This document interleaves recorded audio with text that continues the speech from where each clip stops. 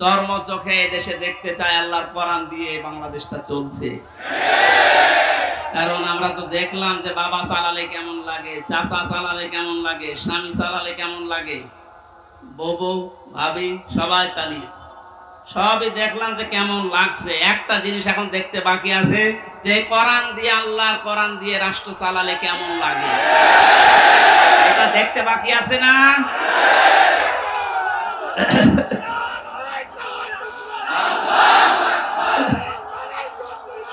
আলহামদুলিল্লাহ।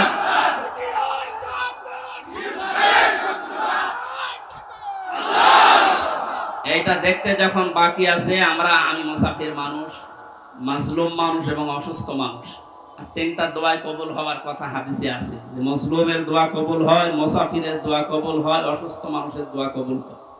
সবাইকে নিয়ে মাগরিবের আগে আমি দোয়া করবো ইনশাআল্লাহ। সূরা নসরের তাফসীরটা করার পর আল্লাহ যেন চর্ম চোখে অন্তত এইটা দেখে যাওয়ার তৌফিক দেয় যে আমাদের এই দেশটা কোরআন দিয়ে চলছে। কি যে শান্তি পাবে প্রত্যেক ধর্মের মানুষেরা, আমি বলে বোঝাতে পারবো না, আপনি পাবেন ইনশাআল্লাহ। আমাদের মান হাকামা বিহি আদালা, যেহেতু নবীজি জানিয়েছেন কোরআন দিয়ে বিচার ফায়সালা করলে ন্যায় বিচার পাওয়া যায়। ন্যায় বিচার কি শুধু নাম শুনে ন্যায় বিচার পেয়েছি 17 বছর আমরা। আমার এক ঠনকো মূল্য চুরি মামলা দিয়েছিল, আমার মামলা খুব কঠিন না, মূল্য চুরি করলে যা হয় ওই রকম একটা। সেই মামলা আমার 30-32 বার হাইকোর্টে ওঠে, সিএম কোর্ট, জজ কোর্ট, হাইকোর্ট, তিনবার হিসাব করে দেখেন 30 থেকে 33 বার উঠেছে, না হবে না। আর এদিকে প্রতিদিন আপনি টিভির সামনে বসে বলি ছড়ান যে আমরা ন্যায় বিচার কায়েম করছি। এই ন্যায় বিচার একটা নমুনা, যা করেছেন বিচার ব্যবস্থায় যাদেরকে বসিয়েছেন প্রত্যেকটা অবিচার করেছে। আর আমার 164 যে ম্যাজিস্ট্রেট নিয়েছিল ওই শয়তানকে আমি জেলখানে যাওয়ার 3 মাস পরে দেখি ও ভেতরে ঘুরে বেড়াচ্ছে। এখানে কেন? ও আমার বেকার এই সমস্ত বিষয়গুলো লিখে মানে একেবারে জালিয়াতি করে সই করিনি। বলছে হুজুর আপনি মাত্র কিছুক্ষণ পরে বেরিয়ে চলে যাবেন, কারণ আমি 164 বুঝতাম না। ওইসব লাইনের লোক আমরা, এই সিটারি বাটমারি এই 2 নাম্বারই করে বসে খালি সই করে দেন, নিচে আপনার ছোট ছোট মেয়েরা কাটতেছে আমি জানি, আপনি চলে যাবেন। ওর উপর বিশ্বাস করে আমি সই করে নিচে আসলাম, দেখা সাক্ষাৎ করে আমার জেলে পাঠিয়ে দিলে, আনন্দে আছে যে কয়েকদিন মাত্র বের হয়ে যাবো। ও আল্লাহ সহ্য, এটা 164 আমি যা বলতে চাইনি ওই শয়তান সব লিখে খালি আমার সইটা বসিয়ে দিয়েছে। পরে জেলখানায় দেখি কাশিমপুরে, বললাম কি আপনি এখানে, আপনি কাজটা ঠিক করলেন, জেনে শুনে আমার জীবনটা এভাবে নষ্ট করলেন? বলছে আমার উপর থেকে যা বলেছে আল্লাহর ওলিরা আমি তাই করছি, আমার কিছু করার নেই। তা আপনি এখানে কি? বলছে আমার বউ মামলা দিয়েছে। বউ? আমিও মামলা দেবো তোর নামে। এই জন্য আল্লাহ ছাড় দিয়েছিল কিন্তু ছেড়ে দেয়নি। আল্লাহর ধরা বড় শক্ত ধরা, যেটা আমরা আইন মন্ত্রী আরে দরবেশ বাবারে দেখে বুঝলাম কি দাপট গো। আমি মাঝে মাঝে আইন মন্ত্রীর আদালতে দেখতাম, আরে দরবেশ বাবা দেখতাম বসে আছে, আমারে যখন নিয়ে যেত ওই উপরে দেখা যেত তো বসে আছে দরবেশ যে এই কাম করতে পারে আমার তো কোনোদিন বিশ্বাস হয়নি। দাড়ি কেটে নম হয়ে গেছে, শয়তান পর্যন্ত এখন ঘৃণা করেছে যে আমি এত খারাপ না।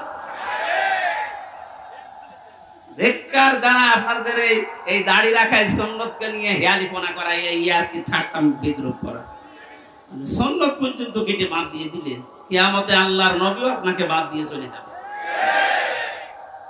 আল্লাহ তুমি আবার বলছে মানুষগুলো যদি, আমি আবার বলছি ভুল আর অন্যায় করা এটা কিন্তু এক না। ভুল মানুষ করতে পারে, কিন্তু জেনে শুনে অন্যায় করে ভুল বলে চালিয়ে দেবেন, যেটা এখন চালানো হচ্ছে। যারা করেছেন অন্যায় করলে মাস্ট বি তাকে শাস্তি পাওয়াই লাগবে।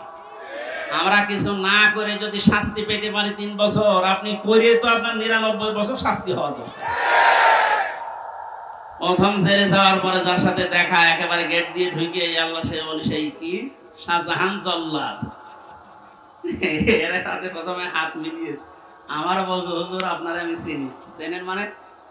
ওই যে টেলিভিশন আছে ভেতরে, মেমোরি কার্ডে ওয়াজ ভরে নিয়ে আসলে শুধু আপনার আর আজহারি সাইদু সাহেব এদের ওয়াজ দেয়, আপনারা আমি চিনি। আপনার নাম কি? শাহজাহান জল্লাদ ভুইয়া। ভুইয়া কেন? আমার বংশের নাম। অথচ 167 বছর না কত বছর সে এখনো ভুইয়া ছাড়েনি। এরকম বহু শয়তান আছে, মরে যাবে তাও ভুইয়া ছাড়েনি। আবু জাহেলের গলার ভেতরে যেদিন তরবারি চালাচ্ছিল, বলছে কে?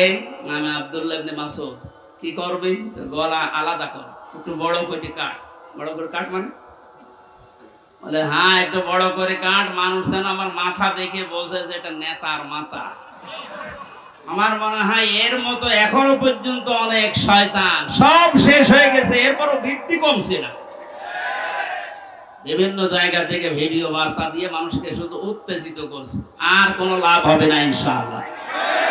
আপনি যাই করেন আর কোনো লাভ হবে না। এদেশের মানুষ বুঝে গেছে, ধোঁকা দিয়ে বোকা বানিয়ে বেশি দিন রাখা যায় না।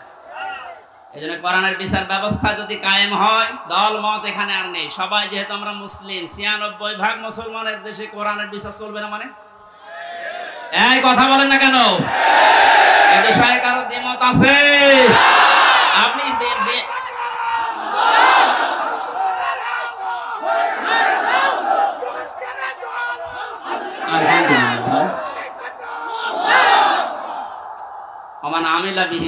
যারা কোরআন দিয়ে আমল করবে, কিয়ামতে আল্লাহ নিজে তাদেরকে পুরস্কার দান করবে। আল্লাহ রাব্বুল আলামিন কোরআনের আমল করার মাধ্যমে পুরস্কার যেন আমাদেরকে দান করে। দুঃখজনক হলো সত্য, 500 আমল আছে কোরআনের। কয়টা? এই দেশে এখন একটাও নেই। সামনে আস্তে আস্তে আমরা 500টা আমলই চালু করব কোরআন দিয়ে ইনশাআল্লাহ। আমান দাআ ইলাইহি হাদা। নবীজি বলেন, তুমি যদি হেদায়েতের উপরে থাকতে চাও, বড় সোপা গায়ে দিলে, পাগড়ি মাথায় দিলে, আর রুহুল আমিন ভাইয়ের মতো এরকম মোটা হলে হেদায়েতের উপরে থাকা যাবে? হেদায়েতের উপরে থাকতে হলে কোরআন দিয়ে ডাকা লাগবে। আমান দাআ, একালি টান আছে, দাআ ইলাইহি হাদা। কেউ যদি হেদায়েতের উপরে থাকতে চায়, সে যেন মানুষকে কি দিয়ে ডাক দেয়? তাহলে আজকে থেকে আমার দাওয়াতি কাজের মেইন টার্গেট হবে কি বলেন তো? নবীজিকে পর্যন্ত আল্লাহ আদেশ দিয়েছেন, ইয়া আইয়ুহার রাসূল বাল্লিগ মা উনজিলা ইলাইকা মির রাব্বিক। হে রাসূল, আপনি তাবলীগ করেন, প্রচার করেন, দাওয়াতি কাজ করবেন কি দিয়ে?